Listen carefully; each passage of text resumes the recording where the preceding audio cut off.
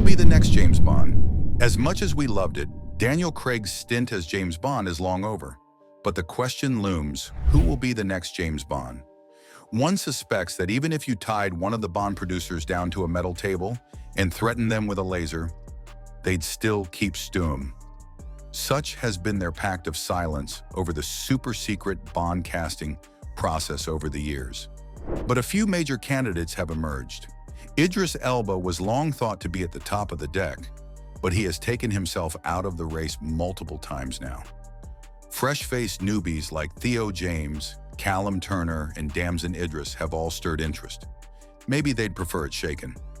But if there's one guy with his nose currently out in front, it's Aaron Taylor-Johnson, with tabloid rumors pinning him to the 00 gig for a couple of years now. Last year, The Sun reported that he had tested for the role of the Bond behind closed doors, and in May they reported that he has been formally offered the role. Although take that with enough salt to rim a margarita glass.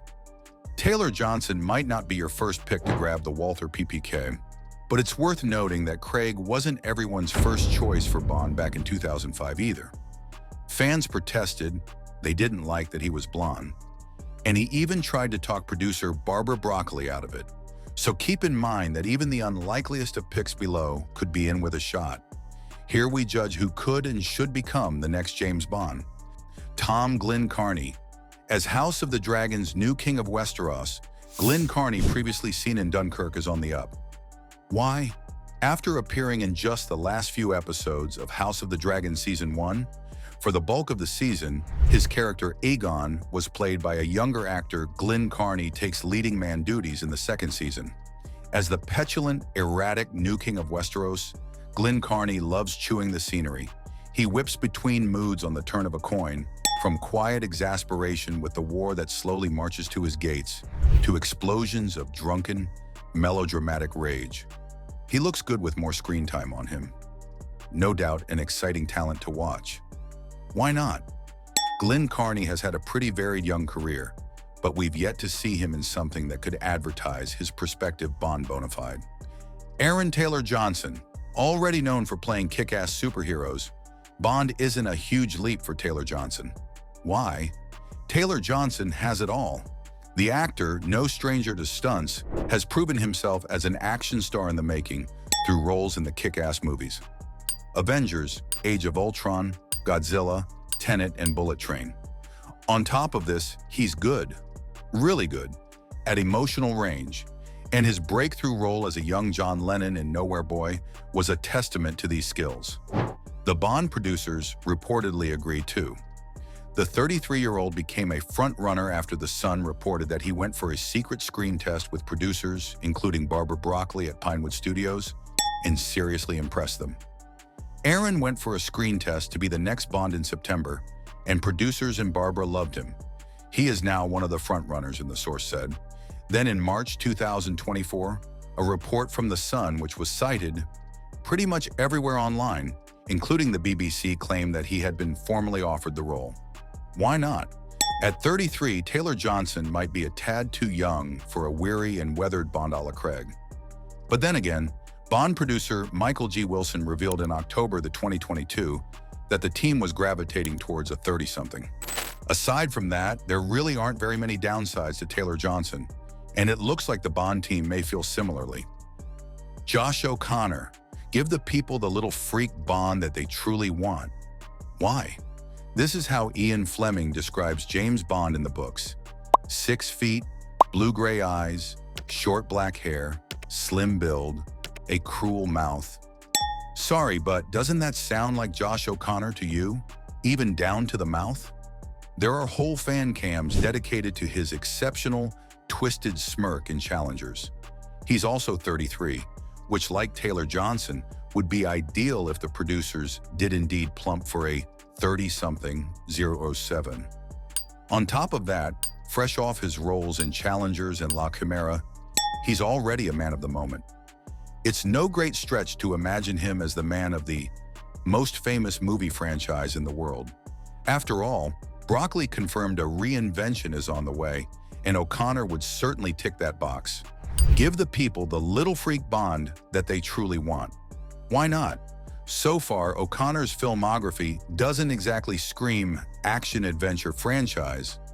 The softly spoken British actor appears much more enamored with gritty, complicated, slightly left-field roles about being a washed-up tennis champ, a Yorkshire sheep farmer, and a criminal archaeologist. O'Connor himself also doesn't seem particularly sold on the idea either. In a recent interview on IGV Presents during Challenger's promo, an interviewer told him that he could see him as Bond. "Could you?" O'Connor responded, looking a little incredulous and unconvinced, before laughing off the idea. "I'm not sure I could." Theo James. He's like if you could make James Bond on The Sims. Why? Theo James's lead role in Guy Ritchie's The Gentleman, the 2019 film's universe-expanding series on Netflix, is basically an 8-episode audition for Bond. In it, he plays a charming, aristocratic posho with a secret set of army skills that make it so he can nut bad guys in the face or jump shotgun in a getaway car without breaking much of a sweat. He also, not for nothing, looks like if you could make a generic idea of James Bond on The Sims. He recently starred as a less genteel character in The White Lotus, as your classic finance bro douchebag, but he's been toiling away at this business for a long time. He's fronted action franchises and played romantic leads, but crucially, he's never been pigeonholed by any one character from his roster, and that's good if you're going to sign on to the most defining role of all time. Why not? Well, he just doesn't seem that keen on it. Of course, this may be classic actor humility, an aw-shucks attempt at being flattered by the conversation, but speaking to Sirius XM, he said, "I love some of the Sean Connery movies, but I think they need to do something else. Do you know what I mean? They need to really go with a reinvention of it differently, and that wouldn't be me." Bond has often wrestled with its very consistent and, let's face it, white history. Daniel Craig's run fleshed out the interiority of the character in new ways, but it's long been felt the next iteration should bring some much-needed diversity to the franchise. Cillian Murphy. Why? Undeniably, Cillian Murphy is the man of the moment. Somewhere right now, a cigar-chomping exec with big gold rings on his fingers is rubbing his hands together to figure out where to capitalize on the newly minted Oscar winner next. And what's bigger than winning an Oscar? Playing James Bond. Call it recency bias or our cultural sickness of never being able to have an original thought anymore. But wouldn't he look good in a slick tux? He's already worn so many of them on the awards trail.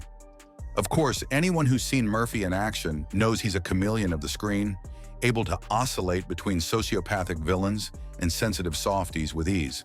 Seems like a good trait to have for 007, a man inherently burdened by the moral quagmire of his own propensity for violence. Why not? Well, as many have pointed out already, it seems like Murphy would rather die than declare unwavering patriotism to king and country, although having a Bond who's outright disdainful of the whole operation could be a fun twist. Beyond love for the Irish motherland, at 47, he might be slightly too old to commit to at least a decade of Euro 7. He would be older than Roger Moore, the current oldest Bond, who kicked off his stint at 45 before hanging up the gun 12 years later. But if there was a world in which Barbara Broccoli fancied trying a one-and-done reset of the franchise, like a palate-cleansing sorbet between courses, maybe he's the guy for the job. Alan Ritchson. Reacher's newly anointed King of Swole could give Bond new muscularity. Why? Alan Ritchson is the world's preeminent action hero in ascendancy right now, apropos of his time on Reacher, Amazon's adaptation of the Jack Reacher books, in which a hulking ex-military vagabond drifts across the continental United States, beating up bad guys and flexing his vascular biceps. He's the new Arnie, and as such feels primed and ready for a gig on the big screen, though we'd think he better suits the guns and espionage world of Bond than he would, say, the swords and magic fantasy of Conan the Barbarian. He most certainly shouldn't make Schwarzenegger's mistake of playing Mr. Freeze in one of the new Batman movies. After a short-lived age of twinks, swole muscularity is back in vogue. Just look at post-Iron Claw Jeremy Allen White going from chef to hef for that Calvin Klein shoot that broke the internet. And what does Bond embody if not the archetypal physique of the time? Why not? Well, first off, he's American, see below also Charles Melton, which takes him out of the running on the basis of pure flag-waving national pride alone, if there's any of that still going nowadays. Plus, at 41, he's a little outside the age range the Broccoli's have touted, and it's hard to imagine such a gigantic bookshelf of a man fitting into a tux without tearing it at the seams. Alas, Bond doesn't do muscle fit. Barry Keoghan, he could sprinkle Bond with a little villainy. Why? For his steadily climbing career that's seen him already nab an Oscar nom, Keoghan has proved himself to be a shockingly fearless actor. Please refer to the entirety of Saltburn as a recent example. He is willing to throw himself into pretty much anything, which is a good starting point for the most decorated super spy in film history. Nobody wants a James Bond who hesitates before jumping out of a skyscraper. We came here for thrills, goddammit. And if there's one thing that Keoghan has proved he can do, it's thrills. Why not? Well, not to typecast, but wouldn't he just make a spectacular villain? Keoghan is one of the finest little freaks on the silver screen right now, affectionately, and he has a particular brand of haunting insidiousness, lent perfectly to the likes of the killing of a sacred deer and his microsecond as the Joker in Matt Reeves' The Batman. That could make him an excellent foe for whoever bans that 007 crown.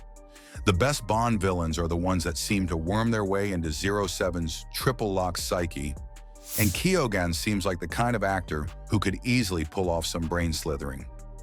Daryl McCormack, he's giving Daniel Craig's Baby Blues a run for their money. Why? In the span of a short career, McCormack has proved he's got the range.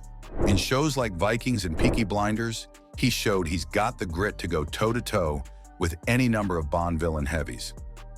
Then, in his breakout role, Good Luck to You, Leo Grande, where he played a male gigolo sensitively navigating the sexual emancipation of his elder client, Emma Thompson, he revealed he's got no issues with getting steamy on screen.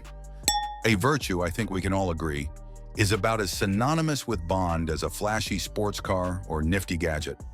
Also, with Craig out, we're losing some of the finest baby blues to grace the screen, but McCormack has got some piercing hazel orbs to give him a run for his money. Why not? Honestly, there's no real reason why he couldn't be a great next Bond. The only thing that slightly works against him is his age, as, at only 30, he might be slightly too young to get to grips with a hardened man like James Bond. Still, he's in with a shot, and it might honestly just come down to there only being space for one. Andrew Garfield. He's already played a superhero once, and what is Bond if not a spandex-less soup? Why?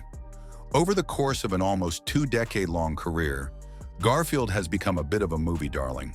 A fave of directors like Scorsese and David Fincher, he's proved he's got the acting chops as well as the old-school movie star looks. Just look at him. That's a dashing guy right there. We also can't forget that he had a short-lived tenure as one of the most iconic superheroes in history, Spider-Man, meaning he's no stranger to the world of good versus evil. While Bond wouldn't require him to squeeze into spandex, the job roles have some transferable skills, an innate sense of heroism, mysterious gadgetry, and the uncanny ability to simply never die, no matter how many times they hit the side of a building at 30 miles per hour. As we enter later stage Garfield, now that he's a bit older and a bit gruffer, Bond could be a great next phase. Why not? Despite perpetually looking like a college-age Peter Parker, Garfield is actually 40 now, which might edge him out of the running, as producers have said they're looking for an actor in their 30s. There's also the problem that he just looks too nice. Bond is, for all intents and purposes, a hero, but there's also some villainy there too. He can kill a man without a second thought and leave a trail of women unread across the globe. While we have no doubt Garfield can lean into a role, he's got 2 Oscar nominations after all, we might need more convincing that he can really get to grips with Bond's unique brand of grit. Henry Cavill. Look, Cavill needs a new franchise to jump into, and we're ready to accept him with open arms. Why? Draw a picture of Bond, and the result would be Henry Cavill. Square-jawed, broad-shouldered, dark-haired, blue-eyed. Classically handsome, but could clearly take you in a fight. Auditioning for the role, age 22. In 2005, Cavill reached the final two before Craig edged him out. Apparently, it was a virtual toss-up. 16 years later, matured as an actor and a man, surely he could go one better. He's got the gap in his schedule at least. After the absolute mess of his Superman reintroduction and then axing, there's a big franchise-shaped hole in Cavill's life waiting to be filled. He looked great in the audition. His acting was tremendous, Casino Royale director Martin Campbell told Variety. And look, if Daniel didn't exist, Henry would have made an excellent Bond. He looked terrific. He was in great physical shape. Very handsome, very chiseled. He just looked a little young at that time back then. Cavill would have been in his very early 20s at the time of his tryout. So yeah, a little young indeed. Why not? Perhaps his history with franchises is his greatest disadvantage. Cavill cuts a dashing figure, but nobody can be Superman, Geralt from The Witcher, or James Bond. Granted, his stints in both of those properties have now ended, but they'll likely follow him for years to come. Likewise, Cavill's stint as Napoleon Solo in The Man from U.N.C.L.E. is probably too Bond, ditch Solo's American accent, and it's the same character. And he's just starred in Bond Send Up Argyle as a steely British super spy. Bond may have missed out on him. Plus, ironically, given what Martin Campbell has come out and said about Cavill being too young at the time of Casino Royale, he might be just a touch too old for the role now. The Bond producers are on record as looking for an actor in their 30s for the PPK waving part, and Cavill is now 42. Does that take him out of the running? Depends on how hard and fast that age range is. Craig, notably, was younger when he started out, and then there's that quote the Broccolis keep coming back to. They want to reinvent who Bond is.